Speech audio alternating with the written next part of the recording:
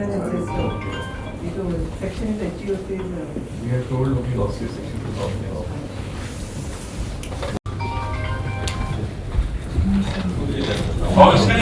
Sir, join sir. Good morning, sir. Good evening, sir. Morning, sir. Right.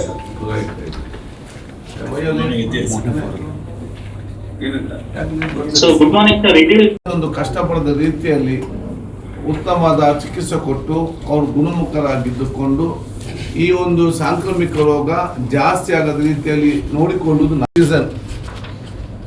ವರ್ಷದಲ್ಲಿ ನಮಗೆ ಬೇರೆ ಬೇರೆ ಸೀಸನ್ ಇದೆ. ಮಳೆಗಾಲ ಮತ್ತು ಚಳಿಗಾಲ ಸಂದರ್ಭದಲ್ಲಿ ಸಾಂಕ್ರಾಮಿಕ ರೋಗಗಳು ಜಾಸ್ತಿ ಆಗ್ತದೆ.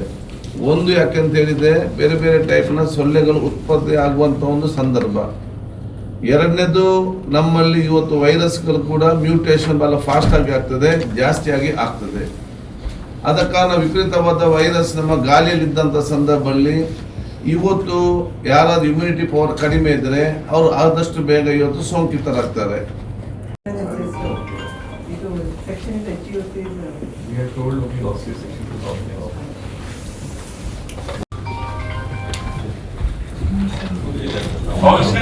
Sir, join sir. Good morning, sir. Good evening, sir. Morning, sir. Right.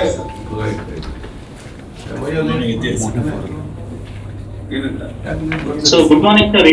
ಒಂದು ಕಷ್ಟಪಡದ ರೀತಿಯಲ್ಲಿ ಉತ್ತಮವಾದ ಚಿಕಿತ್ಸೆ ಕೊಟ್ಟು ಅವರು ಗುಣಮುಖರಾಗಿದ್ದುಕೊಂಡು ಈ ಒಂದು ಸಾಂಕ್ರಾಮಿಕ ರೋಗ ಜಾಸ್ತಿ ಆಗದ ರೀತಿಯಲ್ಲಿ ನೋಡಿಕೊಳ್ಳುವುದು season.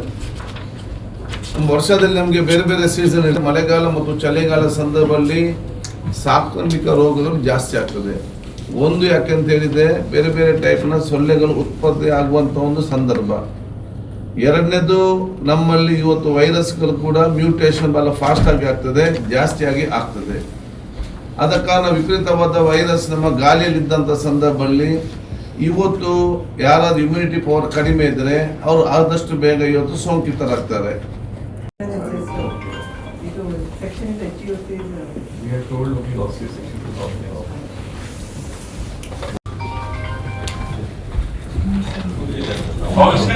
Sir, join sir. Good morning, sir. Good evening, sir. Morning, sir. Right.